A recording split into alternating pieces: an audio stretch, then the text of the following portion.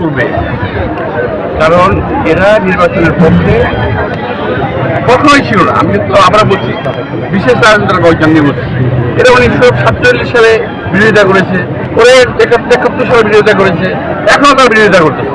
কারণ তারা জানে তারা জনগণের ভোটে কখনো নির্বাচিত হতে পারবে না। এই কারণে তারা আমাদের ব্যক্তি বিশেষকে টার্গেট করে, কখনো আমাকে টার্গেট করে, কখনো মির্জা ফখরুলকে টার্গেট করে, কখনো আমার অন্য কোনো নেতাকে টার্গেট করে। এভাবে তারা আমাদেরকে জনগণের সাথে হেয় প্রতিপন্ন করা যেতে হচ্ছে।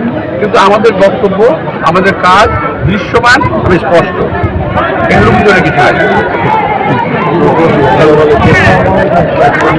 আগে আমরা বলে তাদেরই মাথা খারাপ হয়ে গেছে। সংস্কার নিয়ে আমরা 31 দফা সংস্কার প্রস্তাব এখন থেকে 2.5 বছর আগে আমাদের নেতা তারেক রহমান দিয়েছেন। 31 দফা যদি ফলো করা হয় তাহলে সংস্কারের অন্য কোনো প্রয়োজন নাই, এগুলো সব কিছু আছে। আর আমি একটা কথা বলেছিলাম, আমি আজকে আরো ক্লিয়ার করতে চাই। আমি বলছিলাম যে আমাদের এটা আমরা মেনে নেব বলছিলাম। তো অনেকে আমার এই কথাকে ভুল ব্যাখ্যা করেছে, কিন্তু আজকে আমি জানতে চাই যারা আমাকে ভুল ব্যাখ্যা করেছিল তারা আমাকে কথা জানতে চাই যে এই সরকারের সংস্কার প্রস্তাব কোন রাজনৈতিক দল এককভাবে মেনে নেবে? কোন রাজনৈতিক দল আনকন্ডিশনাল মেনে নেয়? তারা সবাই কিন্তু বলেছে এটা মানি না, এটা মানবো, এটা মানি না, এটা মানবো।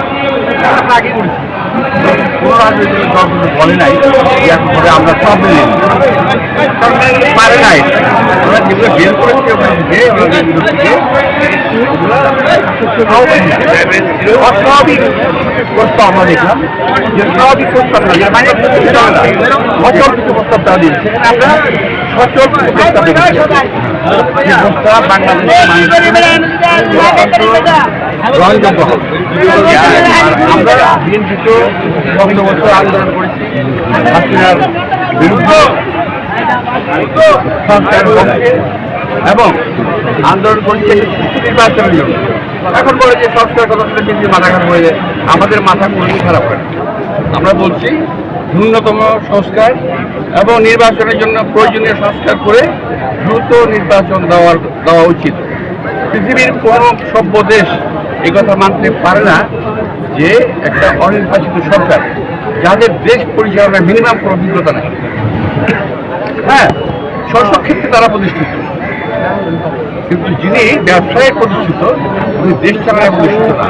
সুতরাং ওই ক্ষেত্রে আমরা বলেছি যে অনির্বাচিত সরকার লোক দ্বারা সরকার বেশি দিন পরিচালনা করতে পারবে না।